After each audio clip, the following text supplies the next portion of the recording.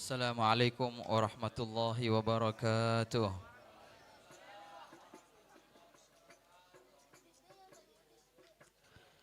Alhamdulillah, alhamdulillah daim al-ifdal, azim al-nawal.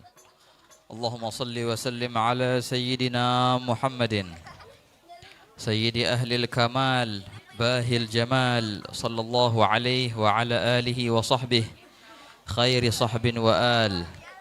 Alhamdulillah, senantiasa puja dan puji syukur kita haturkan kehadirat Allah Subhanahu wa taala atas limpahan nikmahnya, limpahan inayah dan hidayah dan taufiknya.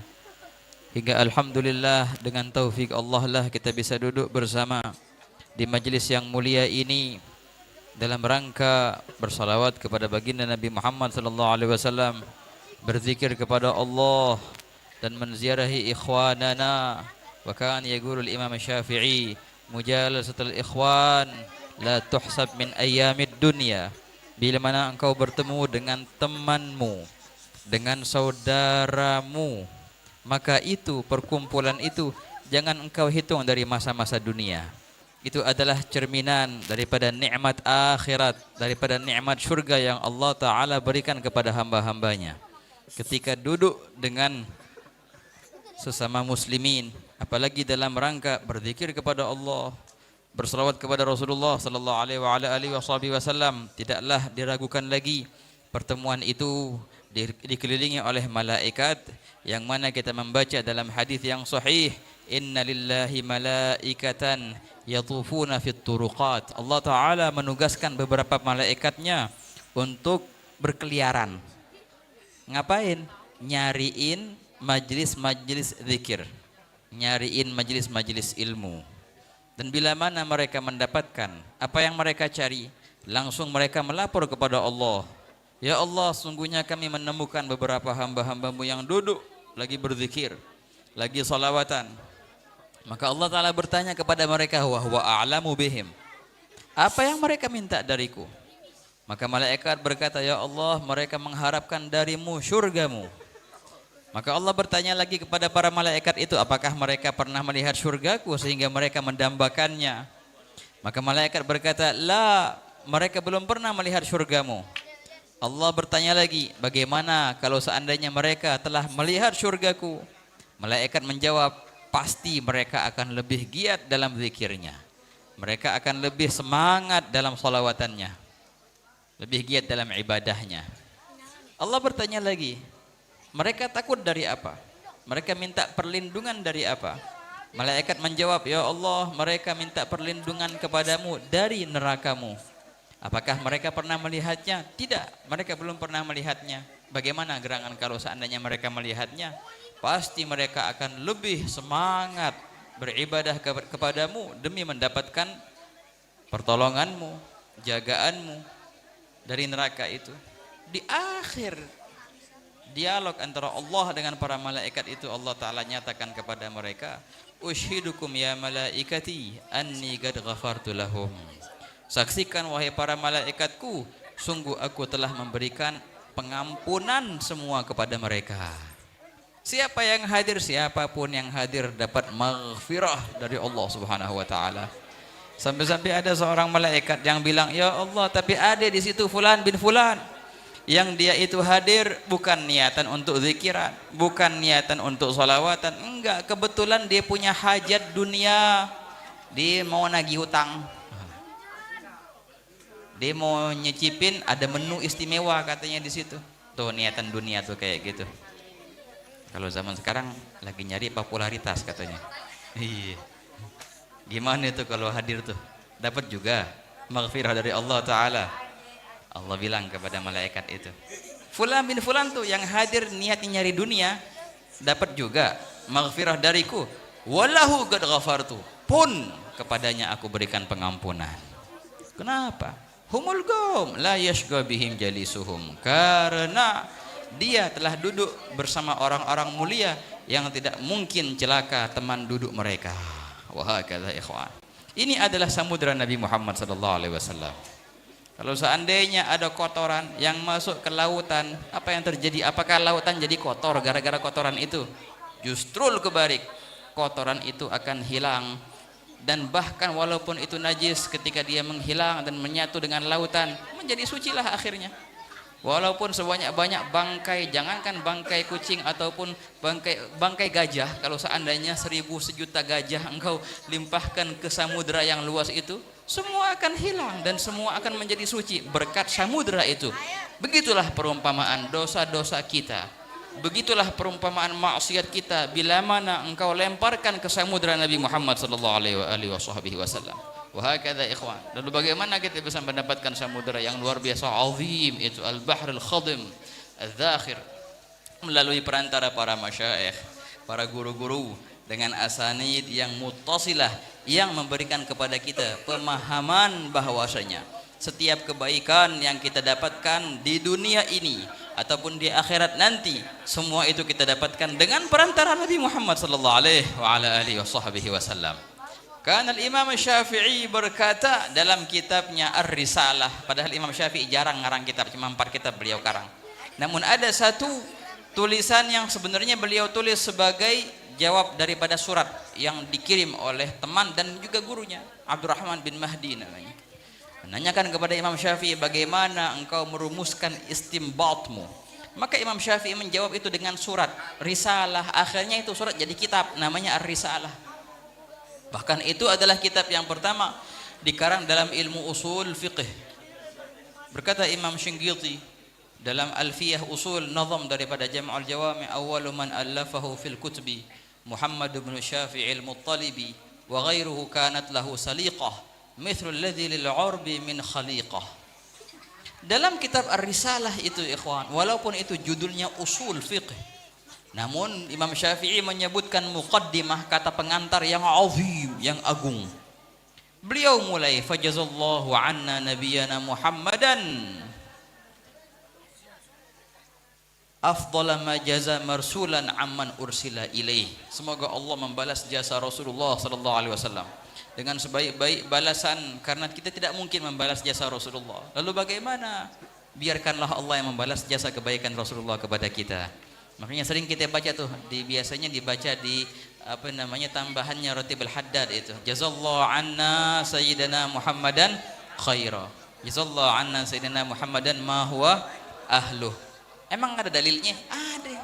Bima rawahul Imam At-Tabrani fil Mu'jam al-Awsat wa kadzalik fil Mu'jam al-Kabir an Ibnu Abbas rawahu anhu Ja'far bin Muhammad, Ja'far Shadiq bin Muhammad Bagir meriwayatkan daripada Ikrimah maula bin Abbas, meriwayatkan daripada Ibn Abbas an Rasulullah sallallahu alaihi wasallam qala, man qala, barang siapa yang berkata jazallahu anna Muhammadan khaira faqad at'aba 70 malakan alfa sabah, maka sungguh dia telah menjadikan malaikat 70 malaikat capek nyatetin pahala daripada zikir itu selama 1000 hari.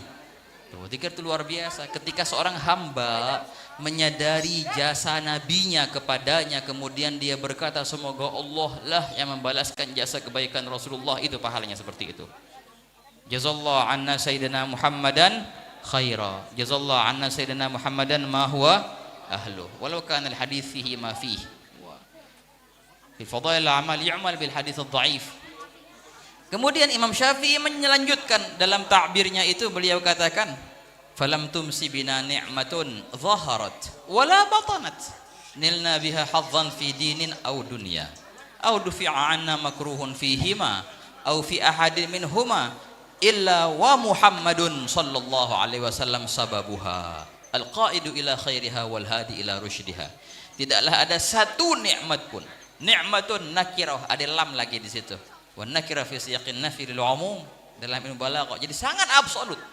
Tidaklah ada satu nikmat pun, baik pun itu nikmat dunia atau nikmat akhirat, baik pun itu nikmat yang zahir ataupun nikmat yang batin. Bukan cuma nikmat, dan tidaklah ada bala atau musibah yang tertolak dari kita, yang dijauhkan dari kita, musibah dunia atau musibah akhirat, melainkan perantara semua itu adalah Nabi Muhammad SAW. Sababuha, sebab musabab nikmat itu adalah Rasulullah. Sebab musabab tertolak bala itu adalah Rasulullah SAW. Dunia akhirat, ikhwan. Ini kata siapa? Kalau seandainya ini perkataan kita sering dengar daripada ulama-ulama pakar ahli tasawuf, namun dengarkanlah ini daripada Imam Syafi'i. Wa hakadha ikhwan. Sallallahu Nabi Muhammad. Wah kata ikhwan. Nah itulah Rasulullah. Kebaikan yang kita rasakan pada malam hari ini, masih kita bisa bernafas, masih ada umur, masih bisa ngelihat, masih bisa mendengar, ngelihat cahaya, angin yang kita rasakan, baju yang engkau gunakan, rumah yang engkau tinggal di situ, kendaraan yang engkau naiki, semua nikmat dunia itu semua sadarlah bahwasanya itu berkat Nabi Muhammad sallallahu alaihi wasallam. Hakadha yaqulu Syafi'i wa hakadha. Maka engkau akan bisa mendapatkan cahaya Rasulullah dimanapun engkau berada. Wa hakadha ikhwan. Dan pada malam hari ini nikmat yang luar biasa, pas banget nih malam pertama bulan Rajab. Iya kan? Malam pertama bulan Rajab itu luar biasa ikhwan. Begitu pula Imam Syafi'i yang menyebutkan dalam kitab lain Mukhtasar Muzani, walau dengan sigat balagh, beliau berkata wa balaghana anna du'a la turaddu fi khamsi layalin. Sungguh telah tersampaikan kepada kami bahwasanya doa tidak akan Allah tolak bila mana dipanjatkan di 5 malam. Yang pertama adalah malam pertama bulan Rajab. Ini yakin nih malam ini doa mustajab. Kalau kita doa juga harus yakin doamu bakal diijabah oleh Allah Ta'ala. Baru Allah Ta'ala akan ijabahkan doamu. Terutama malam hari ini, malam yang mulia. Dahulu Imam Ali bin Abi Thalib, kalau malam pertama Rajab itu datang, langsung beliau itu i'tikaf, nggak tidur semalaman. Ngapain? Khusus ibadah di awal bulan Rajab, ikhwan. Terus juga ada tuh di nisfu Sya'ban, di malam hari raya Idul Fitri, Idul Adha, wa hakadha ikhwan. Ini luar biasa ikhwan. Karunia yang agung ini kita dapatkan berkat Nabi Muhammad sallallahu alaihi wasallam. Kalau seandainya tidak ada perihal apa-apa dalam Rajab melainkan hanya karena dia itu Ashhurul Hurum, la kafa, sungguh cukup. Namun banyak sekali ahadits wa fadail fi syahr Rajab, sampai-sampai banyak ulama kita yang ngarang kitab tentang keutamaan bulan Rajab. Al-Hasan ibn al-Khallal dalam kitabnya Fadail Syahr Rajab.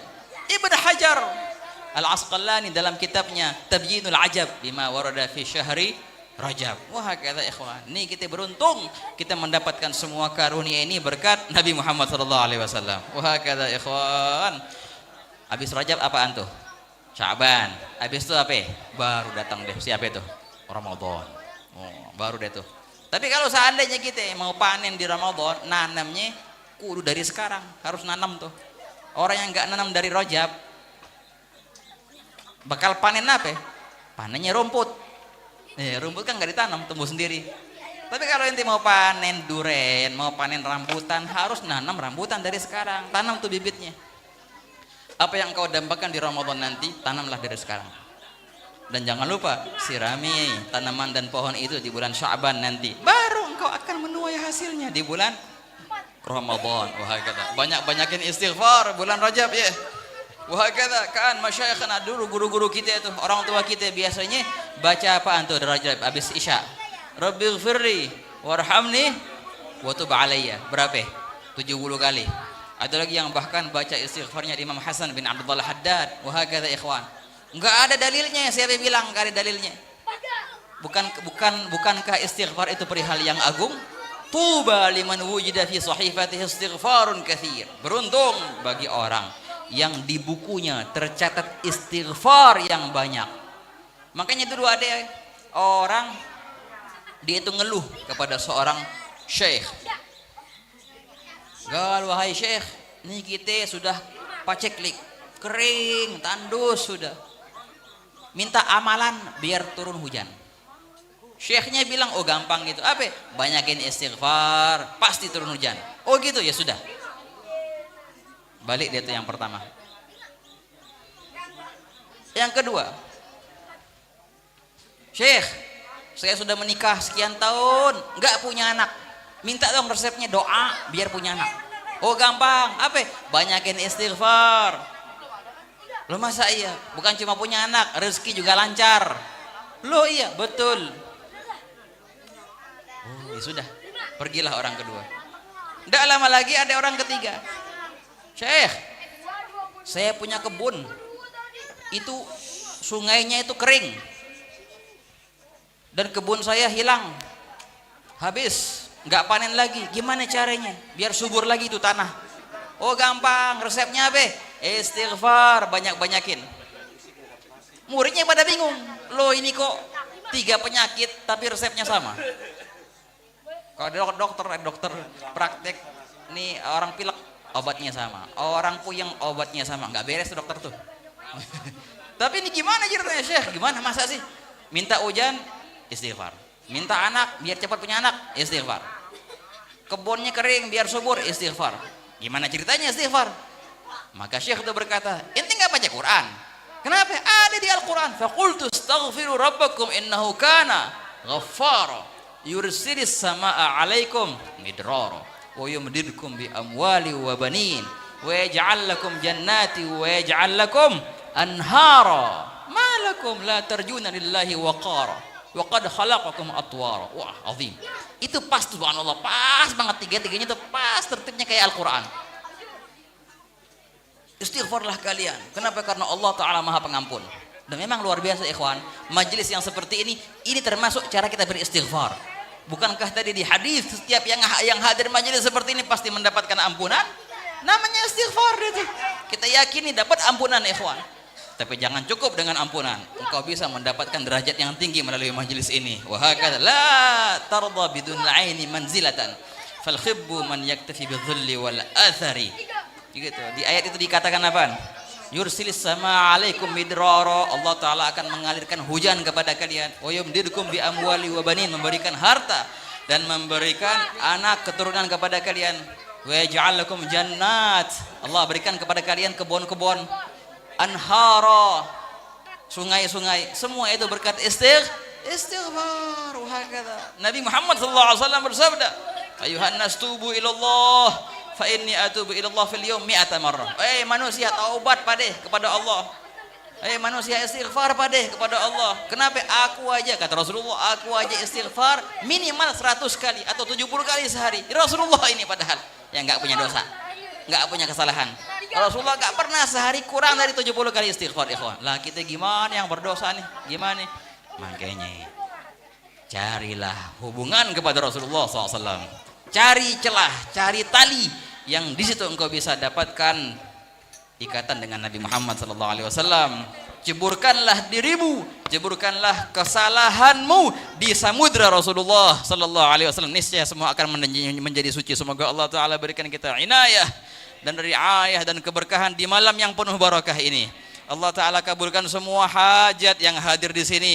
Allah Ta'ala ampunkan semua dosa kita. Allah Ta'ala tutup semua kekurangan kita. Allah Ta'ala rubah dosa kita menjadi pahala insyaAllah. Badali sayyiat ila hasanat tamat musilat. Dan ya Allah berikanlah kami tali yang kuat sehingga kami bisa bersambung ke Nabi Muhammad SAW. Ta'alluq dari hati kami ke hati baginda, ta'alluq ikatan dari perbuatan kami ke perbuatan baginda, maka tidaklah kami melangkah melainkan langkah-langkah yang diridhoi oleh Nabi Muhammad SAW. Dan jadikanlah kami ya Allah umat-umat yang dibanggakan oleh Rasulullah SAW, dan berikanlah kami perjumpaan dengan Rasulullah bukan hanya di akhirat namun dari dunia ini ya Allah. Berikanlah kami kebersamaan dengan Rasulullah, kebersamaan di hati kami, kebersamaan di keluarga kami, kebersamaan di masyarakat kami, kebersamaan di musalla kami, kebersamaan di masjid kami, kebersamaan di lingkungan kami, semua itu bersama Nabi Muhammad SAW sehingga membuahkan kebersamaan yang abadi, yang sarmadi di surga nanti. Amin ya rabbal alamin. Allahumma ya man waffaqa ahlil khair lil khair wa a'anahum alaih wafiqna Allahumma lil khair a'inna alaih. Barakat hadhihi al-lailah awal lailah min Rajab, istajib du'aana waqbal nida'ana waghfir dhunubana wastur uyubana wakshif kurubana ya Fattah, iftah lana al-bab wa'adhan bikashfil hijab wa azih anna an-niqab hatta nagrub ila sayyidil ahbab warzuqna ru'yah muhayyah warzuqna dunu ila ma tadanna warzuqna adunu ila gausain au adna ya karim ya wahhab ya aziz ya tawwab. Rabbana atina fid dunya hasanah wa fil akhirati hasanah wa qina adzaban nar. Wa sallallahu ala sayyidina Muhammadin wa ala alihi wa sahbihi wasallam. Walhamdulillahirabbil alamin. Wassalamu alaikum warahmatullahi wabarakatuh.